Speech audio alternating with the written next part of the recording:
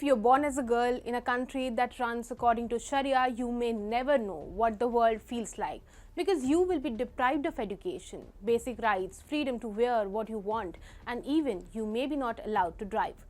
Until someone as brave as Malala Yousafzai stands up for your rights and even fights for them, ignoring the risk it involves. But is Malala really that pious? Let's find out in this video. Hi and welcome, you're watching TFI English, the National Socio-Political Analysis arm of the TFI Media Group. I'm your host Apurva Shukla, and in this video I will tell you how Malala is fighting for the same ideology that shot her in the head. Let's begin. Pakistan today is in debt economically, but mentally Pakistan was miserable even 10 years before. Pakistan, that takes the Kashmir issue to the UN then and now, has always failed to protect the fundamental rights of its citizens, and Nobel laureate Malala Yousafzai is a living example of that.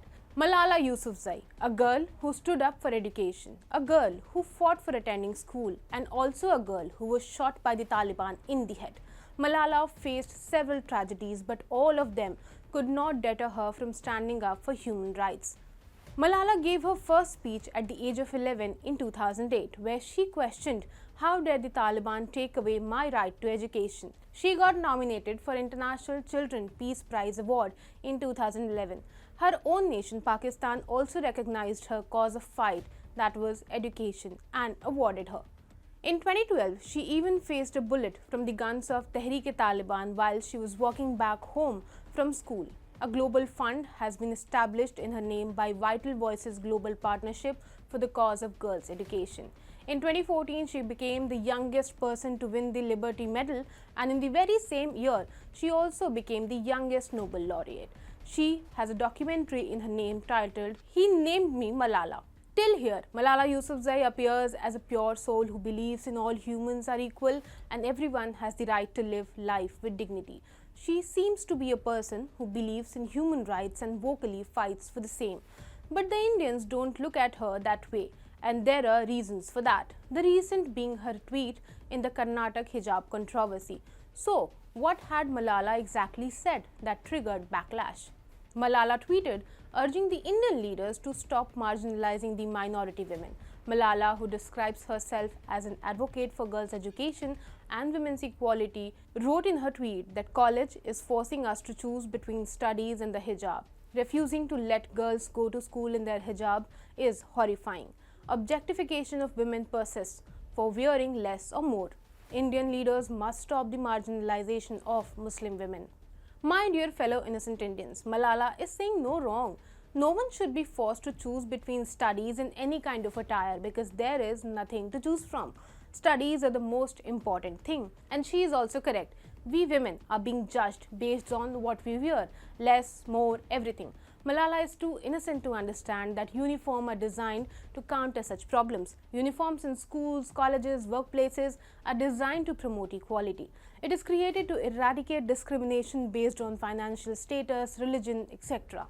Also, I think that the global icon is a little bit weak on the subject of international relations. Therefore, she does not know about the significant steps taken by the Indian government to bring the women belonging to the minority community into the mainstream through education and employment. India recently criminalized instant triple talaq to save minority women from objectification. Malala fought for education and discarded the narrow mindset propagated in the name of Islam and Sharia. She stood up against the Taliban that is running a nation according to Sharia law now. In her book, she made a mention of burqa, and here is what she wrote. Wearing a burqa is like walking inside a fabric shuttlecock with only a grill to see through, and on hot days it's like an oven. Oh, the intention was to say that in winters it is okay to wear these kinds of attires. This excerpt is being widely shared on Twitter, and Malala's hypocrisy is evident again. Other netizens shared what Malala said in 2013 about the wheel and pointed out how much she has changed in the last 7 years. In 2013, she said that she does not think a woman should wear a wheel in court or places where it is necessary to show her identity. In 2022, she says that in a classroom full of girls, hijab should be allowed instead of a uniform dress code. Should a classroom integrate or segregate? This is a question that Malala should answer. These excerpts show how Malala Yousafzai, a Nobel laureate, has a selective approach. And here arises the question that is she really as brave as she appears, or she is just confused because she is not able to understand that regressive practices have been taught to younger generations in the name of traditions. She once stood against the orthodox practices preached by the Taliban in the name of customs and traditions, and even faced a bullet for the same. She was even called out for being anti-Islamist, but today she is seen promoting the same orthodox practice.